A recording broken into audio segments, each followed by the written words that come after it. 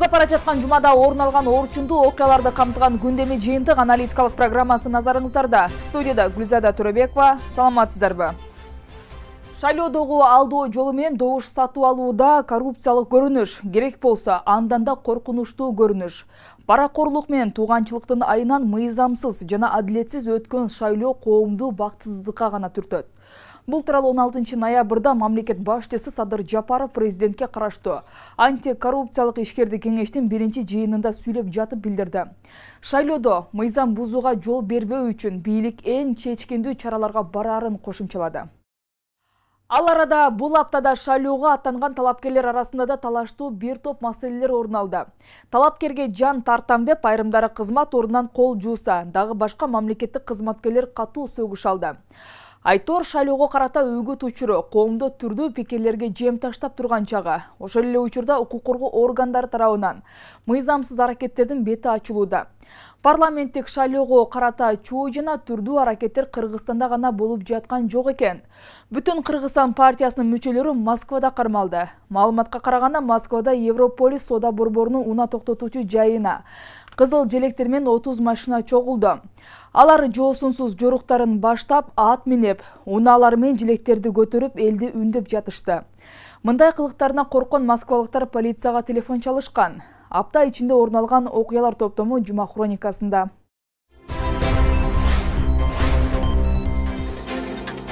15 ноябрь дүйшөмбү. Алдыдагы парламенттик шайлоодо добуш бере турган шайлоочулардын тизмесин тактоо аяктады. Борбордук шайлоо комиссиясынын маалыматы боюнча, жарандарга тизмеден өздөрүн тактоого 19 сентябрдан 12 ноябрга чейин убакыт берилди. Сузакта иске ууланып 3 наристе каза болду. Балдардын 23 жаштагы энеси жандандыруу бөлүмүнө оор абалда түшкөн. Окуя 14 ноябрга караган түнү орун алып, балдар жерге берилди. Максат айылынын тургундары президент Садыр Жапаровго видео кайрылуу жолдоп, апрель айынын соңундагы тажик аскерлеринин агрессивдүү кол салуусунда урдалып, тонолгон үй тиричилик буюмдардын, мал жандыктарды ордун толтуруу жагын суранышкан. Аламүдүн районунун ички иштер бөлүмүнүн тергөөчүлөрү опузалап пара алуу фактысы боюнча кармалды. Мында тергөөчүлөр жарандан алдамчылык фактысы боюнча сотко чейинки өндүрүштү токтотуу үчүн 70 000 сом талап кылышкан. 16 ноябрь шейшембе. Президент Садыр Жапаровдун койгон тапшырмасы менен Бишкек шаарында көмүр 3000 сомдон сатыла баштады. Кезек күткөндөр арбыр. Бирок ага карабай кара алтындын баасы мамлекет башчысы айткан баадан үйдө сатылбайт. Жогорку кеңештин депутаты парламенттик шайлоого катышып жаткан талапкер Дастан Бекишевдин шайлоо штабынын үгүт иштерине мектеп окуучуларын пайдаланганы аныкталды. Бул тууралуу атайын кызмат кабарлап, видео таратты. Сузак районунун акими Баратбек Сыдык Назаров райондук ички иштер бөлүмүнө ишеним партиясынан жогорку кеңешке талапкер Шерзатбек Умарбековдун үстүнөн арыз менен кайрылды. Умарбеков Шерзатбек Абдурашитович ишеним партиясынын тизмеси боюнча 22-чи орунда турат. Жалалабад шаарында жол акысына байланыштуу айдоочулардын акыркы кадамы шаар тургундарын жана социалдык тармак колдонуучулардын кыжырдануусун жаратты. 17 ноябрь шаршембе. Бишкек шаарындагы бир мандаттуу округдан жогорку кеңештин депутаттыгына талапкердин биринин ишенимдүү адамы добуш сатып алууга шектелип кармалды. Ал шайлоочуларга акча таратып жаткан учурда колго түшкөн.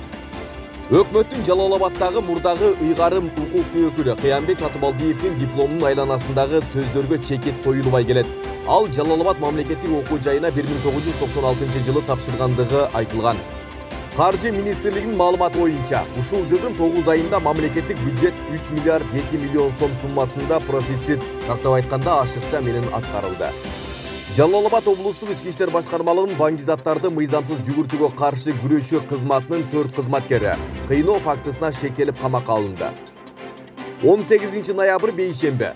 Жогорку кеңештин депутаттарын шайлоого 10 күн калды. Бул ирет конституциялык жаңы мыйзамдарга негизделген парламенттик шайлоо пропорционалдык жана мажоритардык системага ылайык өтөт. Жогорку кеңештин депутаттыгына талапкер Камчыбек Жолдошбаев шайлоочулардын добушун жапырт сатып алууну уюштурган деп шектелүүдө. Улуттук коопсуздук мамлекеттик комитети борбордук шайлоо комиссиясынын төрайымы Нуржан Шайылдабековага ушундай мазмунда кат жолдоду. Сузакта 82 баш кой урдап, Өзбекстанга өткөрүп жиберүүгө шектелген жаран кармалды. Сузак районунун Багыш айылынын тургуну 19 июнь күнү 51 баш койлорун жоготкондугун айтып милицияга кайрылган. Соңку суткада кар жаап, кескин суук түштү. Бул учурда айрыкча социалдык объекттерде жылуулук абалын кароо зарылчылыгы күч. Учурда Жалал Абад шаарында мектептерде жылуулук талаптагыдай. 19 ноябрь жума тажик аскерлеринин куралдуу кол салуусунда каза болгон 36 жарандын жакындары үчүн курулган Мадина шаарчасында таза суунун берилбей калгандыгын жашоочулар айтып чыгышкан. Бүгүнкү күндө шарттын жоктугунан онго жетпеген гана үй бүлө көчүп келип түтүн булатышууда. Жемкордуктун айынан жетимсирип, ээн туруп энсиреген улуттук тарых музей бүгүн расмий ачылды. Аны реконструкциялоо 2016 жылы башталып, шу менен коштолду. Талапкерлердин айланасындагы талаштуу жагдайлар коомдо түрдүү суроону жаратууда. Ал арада депутатка талапкер Камчыбек Жолдошбаев жарыштан четтетилди. Ош облусунда атайын кызматтын дагы бир жаңы имараты ишке берилди. Өзгөн райондук бөлүмчөсүнүн ачылышына УКМК төрагасы Камчыбек Ташиев, жергиликтүү бийлик өкүлдөрү жана атайын кызматтын ардагерлери катышты.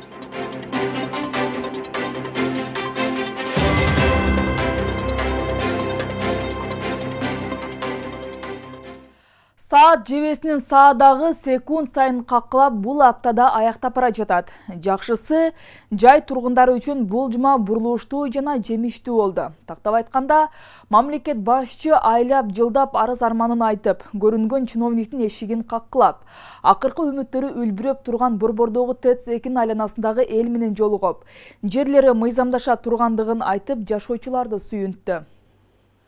Көктөн издегендери жерден табылган жергиликтүүлөр учурдан пайдаланып жаңы конушту шаардын карамагына кошуп берүүсүн өтүнүштү. Өлкө жетекчиси маселени маалактап отуруунун кажети жок экендигин айтып, көтөрүлгөн көйгөйдү дароо эле ордунан чечти. Муну менен катар Садыр Жапаров карапайым калкты кайгыга салган кара алтындын баасы да дароо түшөөрүн жар салды. Билдирүүдөн көп өтпөй, кара кеченин кара алтыны каладагы кампаларга келип түштү. Теманы кабарчы узулантат. Эмнеге чогулуп отурганыбызды билесиңер, Кызыл китеп керекпи?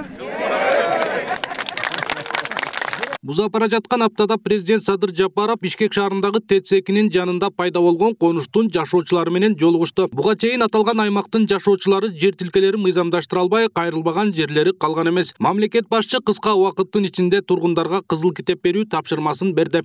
Бүгүн мен өкмөткө тапшырма берем. Ушул жуманын аягына чейин токтому чыгат. Андан кийин аркы жумада энергетиктер калган документтерин жасап туруп, анан кызыл китебин бере баштайт.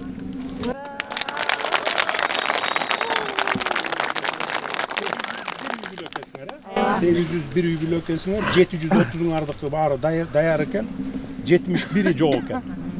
Чет өлкөгө чыгып кеткендер экен дейт, 71. Алар да келип документтерин тактап алсын. Уақыттан кейін бұл жол менен кызыл китеп ала баштайбыз. Кызыл китеп, так, бир ай болуп калабы. Алиев Азиз мырза. Бұл жол менен дейм да. Бүгүн эртең кечке чейин токтом чыгарып бересиңер. Кабминдин чечимин чыгарып бересиңер. Местный власть постановление өткөрүп берет. Так, андан кийин силерге канча убакыт керек? Бизге где-то в течение где-то 3 жума. 3 жума эмнеге канчалык жок?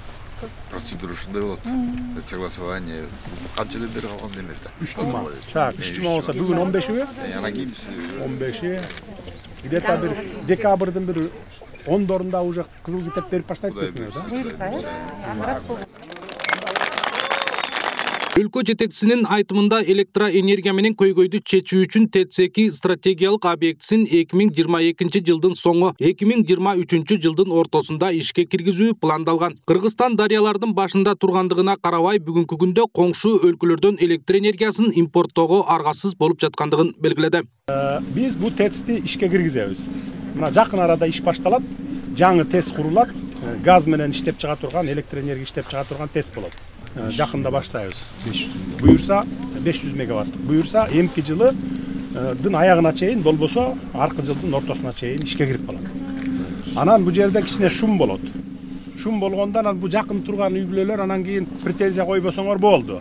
Анан бүгүн кызыл китеп алып туруп, анан эмдиги жыл анан кайра митингге чыгабыз, анан токтоттулар дебесиңер болду. Биз ТЭЦ бизге керек. Бүгүн мына дефицит электроэнергия, суубуз жок. 10 жылдан бери бир ТЭЦ курулбаптыр. Анын баарын көрүп атасыңар, билип атасыңар мынакей. Бүгүн импорт кылып атабыз электроэнергияны. Анан ошон үчүн биз ТЭЦтерди салабыз, Кара Балтага салабыз, мини гэстерди салып атабыз. Азыр 10 чакты мини гэстерди. Өзүбүздүн күчүбүз жеткен. Жолугушуунун жүрүшүндө ТЭЦ-2-нин жанындагы конушту Бишкек шаарынын курамына киргизүү жөнүндө маселе көтөрүлдү. Президенттин тапшырмасы менен бул маселеде ишке ашмай болду. бар да. Биздин азыр жаш балдарыбыз, биз өзүбүз кош бойлуулар, корукчандар бу горбольницага карайбыз да.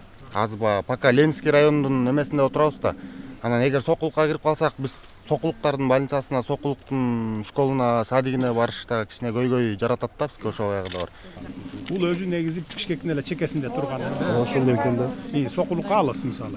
Давайте өткөрүп бергиле. Акчасын канча 4-5 миллион сом керек экенбиз. 4-5 миллион сом чечип бергиле давай.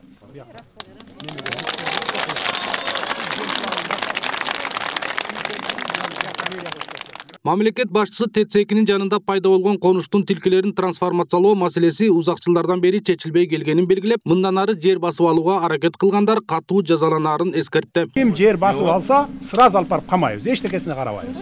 Эми бардыгы мыйзамдуу түрдө болуш керек. Мына ошол жер басып албасын деп биз ГИКтин саясатын такыр өзгөрттүк. Мына ГИК эмелерди бере баштады, квартираларда. Кудай буйрса, эмки жылы келаткан жылы дагы 5,5 миллиард сом бөлүп беребиз аларга. Чтобы квартира алам дегендерге, үй жокторго сразу эле квартира 10 жыл, 15 жыл, 25 жылга чейин берип тургудай кылып атабыз. Ошондо анан басып алуу болбойт да. Бүт областтын центрларында үйлөрдү беребиз, квартираларды алып беребиз. Мынакей деп туруп мисалы. Райондун центрларынан алып берсек да болот. Ошондой саясатты жүргүзүп атабыз. Чтобы элдер жер басып албагандай болсун деп атабыз. Ошон үчүн эсиңиздерде болсун. Жер басып алып аткандарды катуу жазалайбыз. Ошону губернатор дагы, мэрлер да, акимдер да көзөмөлгө аласыңар. Мындан кийин андай болбосун. Мыйзамсыз иштер болбосун. Жолугушуу маалында президент Садыр Жапаров кара кече көмүрүнүн баасы 3000 сомго түшөрүн убадалады. 6000ден сатып аткандар баягы ташып келип сатып аткан камазистер болуп атпайбы. Түшүргүлө десек түшүрбөй койду. Анан өзүбүз колго алып 3000ге түшүрүп иштейли деп атабыз. Сатса алар да 3000ден сатат, болбосо региондорго ташып сатышсын да ошондо. Мамлекет башчысынын билдирүүсүнөн кийин Бишкекте 1 тонна көмүр 3000 сомдон сатыла баштады.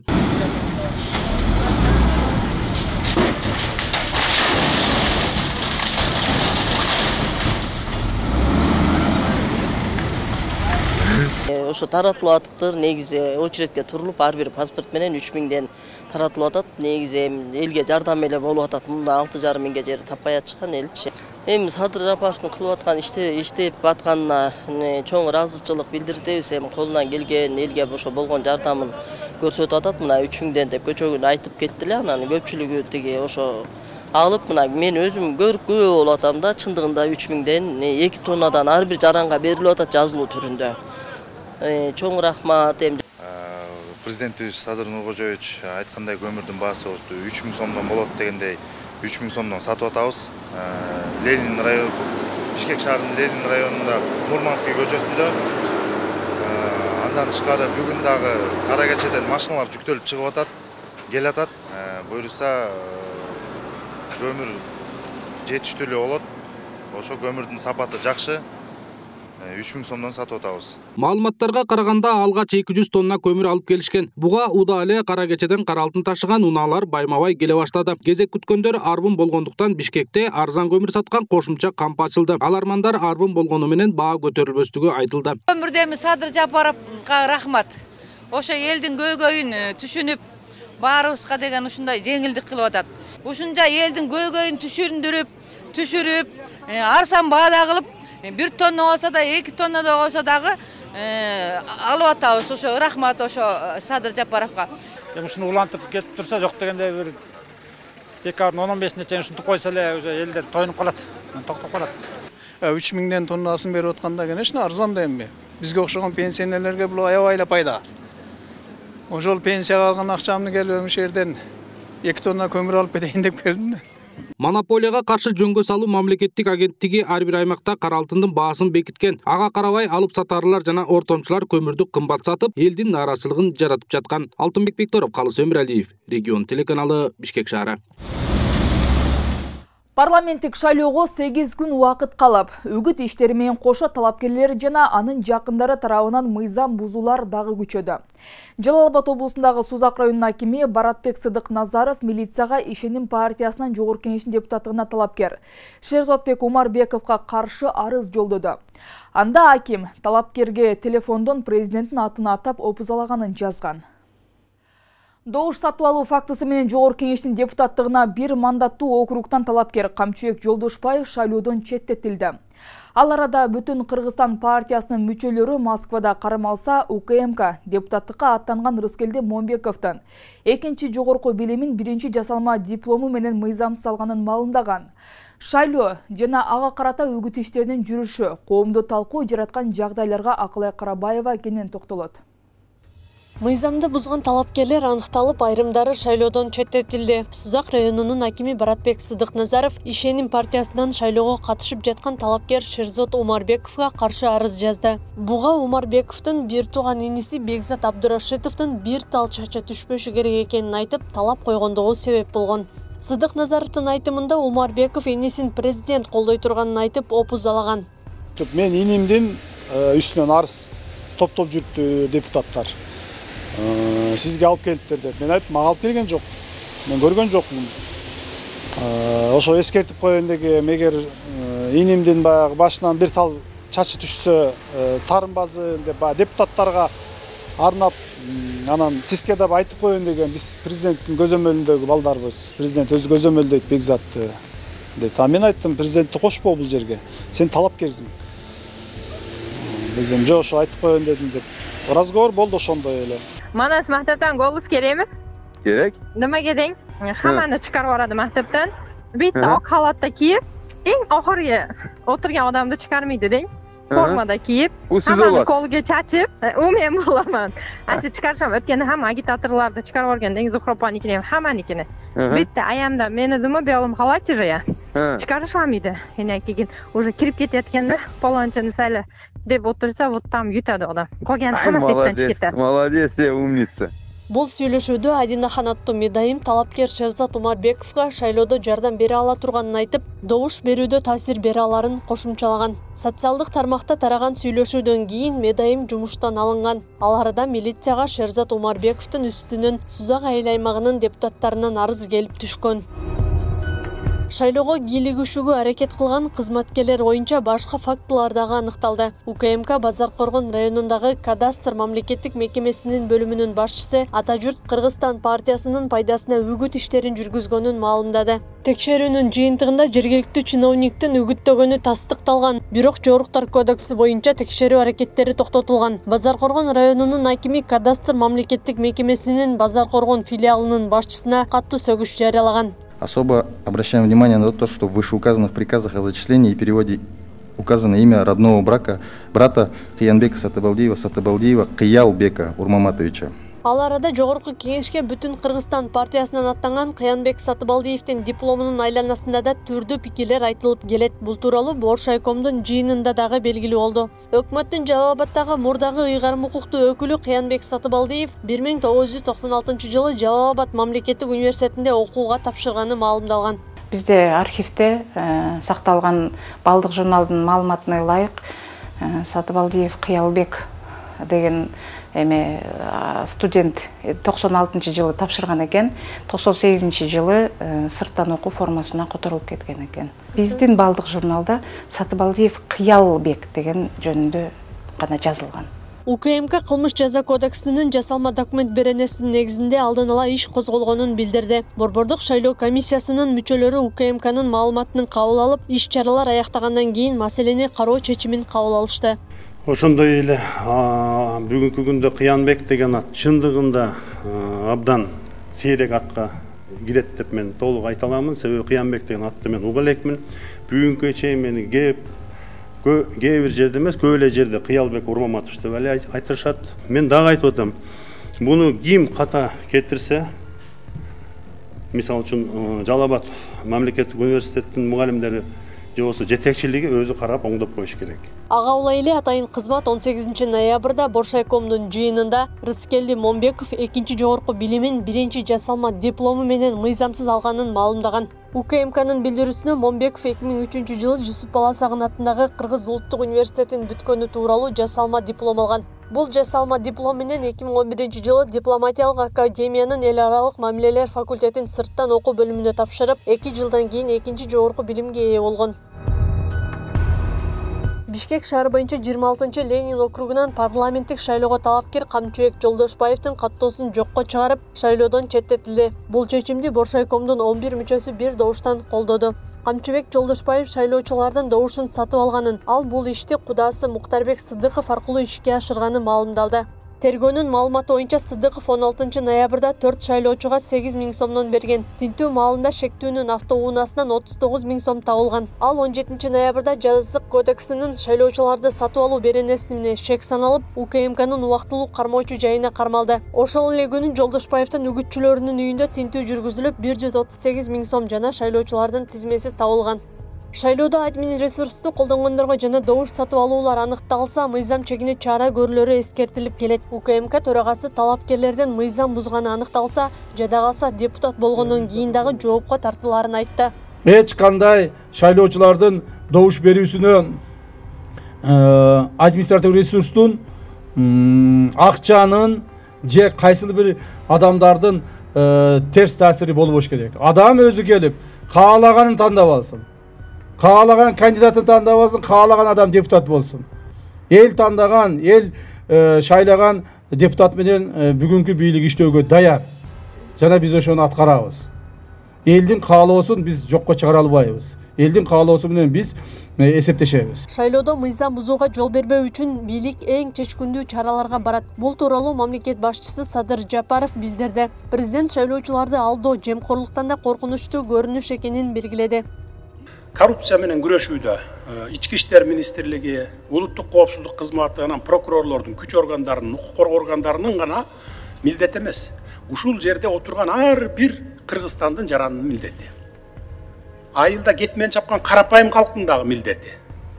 Мына ошол силер бардыгыңыздар жардам бергенде гана биз коррупцияны жеңе алабыз. Анан жөн эле сүйлөп коюп, анан ошо добуш сатып алып аткандарды карап туруп, мына баякыдай эле болуп атат, сатып алып атат десеңер, деп эле жөн эле чара көрбөй отура берсеңер, анда биз жеңе албайбыз. 28 ноябрда өтө турган шайлоонун жыйынтыгында Жогорку Кеңештин 90 депутатынын 54-ü Кыргызстан боюнча бирдиктүү округтан партиялык тизме менен, ал эми 36-сы бир мандаттуу округтардан шайланып келиши керек. Аклай Карабаева, Аскар Маматсаков, регион. Ошто 1 жашка чейинки балдар арасында пневмонияга чалдыккандар көбөйдү. Бул дарт менен кайрылгандар октябрь айында күч алып, ооруканада керебеттердин тартыштыгы жаралган. Мындан улам ички буйруктун негизинде пландуу жаткырууларды токтотулуп, өмүр сакчылары күчөтүлгөн тартипте иштөөгө түшкөн. Оштогу балдар ооруканасындагы көйгөйлөр бейтаптардын абалы менен кабарчыбыз Асель Сыдыкова таанышып келди. Ошто пневмония оорусуна чалдыккандар өткөн жылга салыштырмалуу 2 эсеге өскөн. Илдет 1 жашка чейинки ымыркайлар арасында көп катталууда. Дарыгерлер бул дарт менен кайрылгандардын саны октябрь айынан баштап күч алганын билдиришти. Бүт ошо ситуация ушундай болуп атат. Бир палатада мисалы үчүн 4төн кровать боло турган болсо, биз мына 5тен кылып атабыз. Кээ бир учурларда мына коридорго жаткызабыз, холго жаткызып атабыз. Раскладкаларды коюп атабыз. Мына бүгүнкү күндө мына холдо же коридордо керебеттер азыр жок. Да пневмония болсо жугуп калбасын деген негизде бул жака жөнөтүштү эле. Анан тамак ичпеди 2 күнчү, такыр элечи. Анан ошондон коркуп алып келдик. Анан рентгенге салышты. Ошондо анан пневмония докторон деп чыгарган экен. Азыр эми жакшы, мына неберем ойноп калды, тамак ичип калды. Жакшы, бардык мед айымдарга, врачтарга ыраазычылык билдирем. Ош облустук балдар ооруканасында өпкө оорулар бөлүмү 60 керебетке ылайыкташкан. Бирок ушул тапта 217 бейтап өпкө жолдору шамалдап, ооруканада дарыланууда. Азыркы тапта ооруканада бир да бош орун жок. Ошондуктан ички буйруктун негизинде пландуу жаткыруулар токтотулуп, өмүр сакчылар күчөтүлгөн тартипте иштеп жатканы маалымдалды. Бизге шаардык жашоочулардын санынын кайрылуусу аябай көбөйүп кеткен. Ошолого байланыштуу айылдан келген, узак жайдан келген, райондордон келген ооруларга место таба албай кыйналып калганбыз. Ошого биз кайрылуулар жасаганбыз. Ошо кайрылуунун негизинде министрликтен чечим чыгарып берди. Мына чечим чыгаргандан бери 2-3 күн өттү. 2-3 күндөн бери кайрылуулардын саны туруктуу. Мисалы кечкурунку кайрылгандардын саны саат 5тен эртең мененки саат 8ге чейин 131 оору кайрылган. 131дин 17си жаткырылган. Ал эми ошол эле кеңеш берүү жана дарт аныктоо бөлүмүнө бир күндө 400дөн 500гө чейин адам кайрылууда. Алардын 50% эле пневмонияга кабылган бейтаптар. Өпкө оорусу 1 жашка чейинки балдар арасында өтө оор кечип, өмүрүнө коркунуч жаралышы ыктымал. Ошондуктан оорунун белгилери аныкталар замат үй бүлөлүк дарыгерге кайрылуу керектигин адистер эскертет. Айта кетсем, ушул мынабы обычный эле бул пневмония, анан ОРВИ деген болот да. ОРВИни бул өзүнүн үй бүлөлүк дарыгерлер эле лечение алып жасап койсо болот. Алардан эми биз бейтаптардан сурайбыз да, бул ОРВИ экен, өзүң мекемеге кайрылдыңбы? Кайрылдым. Чай ичип отуруп эле направление жазып берип койт, бар, ошко бар. Ал деген эми туура эмес, мына шаардыкта деле ушундай. Ушул боюнча көп келип, тоскоолдук көп болот, кайрылуулар көп болот. Күнүндө ушул 400-500 адамга чейин бул бейтаптын баланын өзү регистрация болот. А бу жерде еще плюс 500 ата-эне. 1000 адам, 1,5 адам ушунун ичинде циркуляция болот да. Эми кайсы дистанция, кайсы нерсе, андай нерсе жок да. Оштогу балдар ооруканасы Ош, Жалал Абад жана Баткен облустарынан кайрылгандарды тейлейт. Оорукана жалпысынан 540 адамга ылайыкташкан. Азыркы тапта 615 жаран ооруканада дарыланууда. Асель Сыдыкова, Илимбек Турсунбай уулу, Регион телеканалы, Ош шаары. Апрель айынын соңундагы тажик аскерлердин агрессивдүү кол салуусунан соң Баткен облусуна өзгөчө макам берилген. Ага ылайык Баткен облусунун өнүктүрүү программасынын долбоорун иштеп чыгуу боюнча мекемелер аралык жумушчу топ облустун бардык аймактарына жергиликтүү тургундар менен жолугушуп, көйгөйлүү маселелер менен таанышкан болчу. Мында кыска жана узак мөөнөттө аткарылуучу иш мерчемдер түзүлгөн. Аны менен катар эле жыл сайын 500 миллион сом казынадан бөлүнмөй болгон. Жана ишкерлерге бир катар жеңилдиктер каралган. Чек ара маселеси курч, ички жана сырткы миграция күчөп турган облуска өзгөчө макам кандай таасир этет? Кабарчыбыздын материалында. Тажик аскерлеринин куралдуу кол салуусу бийликтин Баткен облусуна астейдил көңүл буруусуна себеп болду. Өлкө эгемендүүлүк алгандан бери бир нече ирет сырткы душмандардын соккусу облуста ички жана сырткы миграциянын санынын өсүшүнө да алып келген. Жогорудагыдай көйгөйлүү себептерден улам Баткен облусунун өнүктүрүү боюнча өзгөчө макам берилди. Өзгөчө статус боюнча бул 4 режим аныкталган. Бул биринчиси салык режими, ошол эле салык режиминде 4 түрүндө жеңилдиктер берилет. Бул мүлк салыгы, экинчиси жер салыгы, үчүнчүсү киреше салыгы жана төртүнчүсү болуп сатуудан алынуучу салыктын түрлөрү болуп. Экинчи болуп инвестициялык режим, үчүнчүсү кызмат көрсөтүлгөн режими, ошону менен бирге төртүнчүсү жеңилдетилген режимдер болуп. Баткен облусуна өзгөчө статус берилгени мен ойлойм, бул аябай чоң саясий анан жана социалдык мааниде болуп атат да. Себебинен могу 30 жылдын ичинде биз Кыргызстан мамлекет катары жанагы экономикалык ахвалы, жашоо турмушу ошо жанагы приграничный райондо, региондордо аябай начарлап кеткенден кийин алар миграцияга, внутренний миграцияда туш болушту, внешний миграцияга да туш болушту. Буга чейин Баткен облусунун аймагында 50дөн ашуун айылга чек ара макамы берилген эле болбосо, иш жүзүндө жыйынтык жок болуп келет. Облуска да өзгөчө макам берилип, өнүктүрүү программасы түзүлдү. Жыл сайын казынадан 500 миллион сом бөлүнө турган болду. Мындай мүмкүнчүлүктү максаттуу пайдаланып, элдин жашоо шартын жакшыртууга натыйжалуу жумшалса дешет жергиликтүүлөр. Буга чейин ошол өзүңүздөргө маалым болгондой эле чек ара айылдарына, чек ара айыл деген дагы бир макам берилген да. Бирок ал макам берилген менен эч кандай социалдык жеңилдик каралган эмес. Ошого айтар элем, эгер Баткен облусуна дагы өзгөчө макам берилген менен ал иш жүзүндө бир ишке ашып, бир элге жеңилдиктер көрүлсө деймин да. Себеби дегенде мындай жазуу түрүндө болгону менен эгер бөлүнгөн акча максаттуу түрдө пайдаланылбаса, анда элибизге эч кандай пайдасы тийбей калат да. Кайсыл гана тармак болбосун өнүгүп кетүүсү үчүн бир канча факторлордун таасири тиет. Атайын мыйзам кабыл алынып, өнүктүрүү программасынын түзүлүшү жаш облустун экономикалык, социалдык маселелеринин чечилишине салымы чоң. Ошол эле учурда жергиликтүү ишкерлерден да аракет болушу керек деген пикирлер да бар. Негизи өлкө жактан азыр жакшы эле сигнал болуп башталды. Бул нерсени улантууга ылдыйдан да биздин жарандар өзүбүз активне кошулушубуз керек. Мисалга биз өзүбүз ала турган болсок, биз ушу кайра иштетүүнү жандандыралы деп 3-4 жылдан бери технологиянын үстүнөн жүрөбүз. Кээ бир иштерди ишке ашырышка көп убакыт керек болот. Ошол эле мезгилде мамлекет кошулган жардам болгон мезгилде кээ бир иштерди аябай тез ишке ашырса да болот. Себеби дегенде дүйнөлүк практикада бул технологиялар уже көптөн бери эле иштеп келип атат. Баткен облусун өнүктүрүү боюнча сырткы инвесторлорду тартуу аракети да көрүлүүдө. Президент Садыр Жапаров 11 ноябрда Туркия Республикасынын Стамбул шаарында Туркиянын ишкерлер чөйрөсү менен жолугушууда да аларга Баткен облусуна инвестициялоону сунуштаган. Мамлекет башчысы туркиялык ишкерлерге облуска өзгөчө статус берилгендигин билдирип, бул аймактын социалдык экономикалык өнүгүүсү аркылуу жашоонун сапатын жогорулатууну камсыз кылаарын белгилеген. Нургазы Жайнаков, Регион телеканалы, Баткен облусу. Жемкорлуктун айынан жетимсиреп, ээн туруп энсирген Улуттук тарых музейи бүгүн расмий ачылды. Айтор Таржымалы бай тарых музейди оңдоп түзөөгө 5 жыл мурун обойлы көп каражат каралып, тилекке каршы ал кездеги мамлекет жетекчилери бир тобун аймап коюп, анын кесепетинен имарат эшигин ачпай туруп калган. Кыскасы музейге деп кадимки жыгач аттарды 14 000 евродан, ар бир отургучту 100 000 сомдон, кадыресе эле жасалган 58 жыгач мамычанын ар бирин $600 алышып, элдин оозун ачырышкан. Кыскасы Кыргызстанды эле эмес, коңшу өлкөлөрдүн да оозун ачырган жагынан алдыбызга киши салган жокпуз. Мындай алишендиктер учурдагы президент тарабынан ирети менен жөнгө салынып келе жатат. Анын бири тарых музейинин ачылыш салтанаты. Теманы кабарчыбыз улантып, окуянын орунтуу окуяларын баяндайт.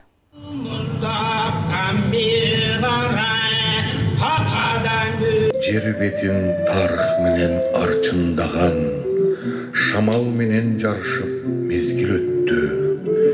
Таш бетине жөгөрүп баскан изин шаалар өттү. 5 жыл бою жабык турган Борбордогу Улуттук тарых музейи бүгүн театрлаштырылган иш-чаранын коштоосунда ачылды.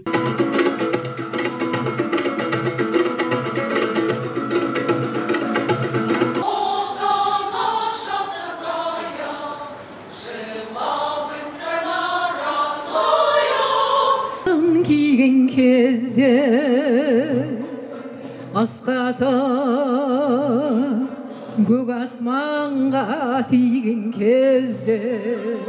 Ал эми эртең музей бардык каалоочулар үчүн өз эшигин ачат. Биринчи 10 күндүктө. Тактап айтканда 20 ноябрдан 30 ноябрга чейин саат 10:00дөн 18:00га чейин бардык жарандар бул жерге акысыз кире алышат. Айтмакчы, бул музей 2016 жылы оңдоо иштерине байланыштуу жабылып, бирок коррупциялык иштердин айынан ушул күнгө чейин ачылбай келген. Музей жаңыланууга 2 этап менен жүрдү. Биринчиси тышкы жагы жана ички концепциясы болуп. Мен тышкы жагын жаңылоого салымын кошкон Туркия мамлекетине жана ТИКА уюмуна өзүмдүн атыман жана Кыргыз мамлекетинин өкмөтүнүн атынан ыраазычылык билдирип кетем. Ички концепциясын бүткөндөн кийин саясий экономикалык ар кандай себептерден өзүңүздөр билесиздер ачылбай келди. Бирок бүгүн улуттун жүзү болгон тарых музейин ачууга даярбыз. Мындан ары музейдин үстүнөн дагы көптөгөн иштер жүргүзүлөт. Жөнөкөй тил менен айтканда оңдоо иштерине мамлекеттик бюджеттен 1,5 миллиард сом бөлүнгөн. Мындан сырткары Түрк кызматташтык жана координация агенттиги тарабынан имараттын сыртын жазалгалоого $15 миллион каржыланган. Тилекке каршы жыгачтан жазалган аттардын ар бири 14 000 евродон, ак түстөгү 60га жакын мамычалардын ар бири $600 алынганы, ар бир олтургучтун баасы 100 000 сом болгондугу чуу жараткан. Мен жаңылбасам 14 000 евро болсо керек эле. Мен балким жаңылып калышым мүмкүн. Себеби биз бул капиталдык ремонттун заказчысы биз эмеспиз да. Билесиздер, буга чейин айтылып келген. Бул капиталдык ремонттун бирдиктүү буйртмачысы бул мамлекеттик курулуш. Канчанчы жылы сатып алынган? Ошол аттар 2017 го дейм. 2017 жылы. 2018 жылдын май айында эмеректердин кымбат баада сатып алгандыгы ачыкталып, башкы прокуратура кылмыш ишин козгогон. Бул ишке катыштыгы бар делген мурдагы премьер-министр Сапар Исаковду сот 18 жылга эркинен ажыратып, 247 миллион сомдук айыпка жыккан. Капиталдык ремонттун ошо ремонттун буйртмачы эмеспиз.